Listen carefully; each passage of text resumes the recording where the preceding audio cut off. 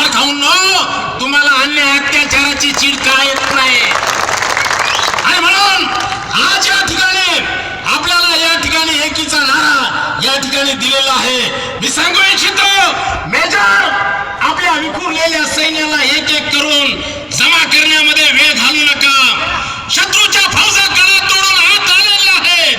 तेव्हा जिथे असाल, जसे असाल, तिथून शत्रूवर तुटून पडा आणि अन्यायाचा मुकाबला करण्यासाठी या ठिकाणी आपण सज्ज राहा. या महाराष्ट्रामध्ये काय सुरू आहे? दलितांवर अन्याय होतात, दलितांची घरे जाळल्या जातात, दलितांचा या ठिकाणी अत्याचार केले जातात. हा शिवाजी महाराजांचा महाराष्ट्र तुम्ही म्हणता. शिवाजी महाराजांची तलवार उचलणारी हात आज काय करायला लागले? अरे महाराजांच्या काळामध्ये शिवाजी महाराजांची तलवार उचलणारे हात आता या बहिणीची सलवार उचलत आहेत. त्यांना धडा शिकवल्याशिवाय आपण या ठिकाणाहून आता हलणार नाही. आपल्याला न्याय या ठिकाणी मिळाला पाहिजे. इथला जातीवाद अत्यंत भयानक असा जातीवाद आहे.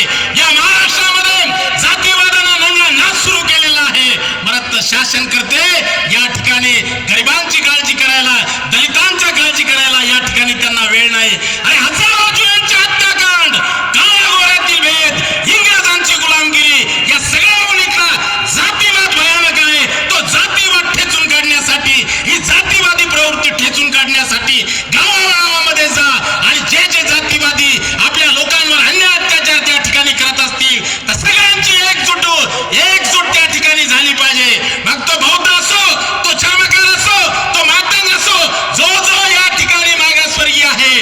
आता आम्हाला कुठल्याही प्रकारच्या जाती धर्मामध्ये इंटरेस्ट नाही. आमचा मागासवर्गीय बांधव या ठिकाणी सक्षमपणाने महाराष्ट्रामध्ये त्याला जगता यावं अशा पद्धतीची भावना घेऊन आम्ही या ठिकाणी सर्वजण या मोर्चाला पाठिंबा व्यक्त करण्यासाठी या ठिकाणी जमलेलो आहोत. मी तुम्हाला सांगू इच्छितो, अरे आता लढत बसू नका, लढत बसू नका.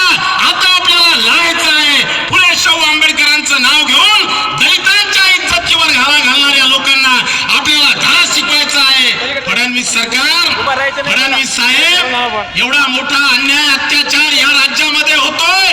फडणवीस साहेब, तुम्ही सोन्याच्या ताटात सोन्याचा घास खाता, आमचं काही म्हणणं नाही. पण जर का भाजी भाकरीचं जेवण तुम्ही आम्हाला करू देणार असताल आणि दलितांवरचे अन्याय अत्याचार जर तुम्ही थांबवणार असताल तर येणाऱ्या विधानसभेच्या निवडणुकीमध्ये तुमच्या ताटात आम्ही माती कालवल्याशिवाय राहणार नाही. ही खूणगाठ देखील आपल्याला या ठिकाणी मित्रांनो बांधायची आहे. आणि म्हणून आज या ठिकाणी तुम्हाला सांगू इच्छितो की आज या ठिकाणी कुणाचाही पट्टा गळ्यात बांधून कुणाच्याही पाठीमागं फिरू नका. आपल्या संघटना, ज्या सामाजिक संघटना आहेत, या सामाजिक संघटना अन्यायाच्या विरोधामध्ये सातत्यानं पुढे आलेल्या आहेत. कुणाचाही पट्टा गळ्यात घालून कुणाच्या पाठीमागं फिरू नका. दुसऱ्याच्या बापाला आपला बाप म्हणू नका. आणि झेंडा कोणता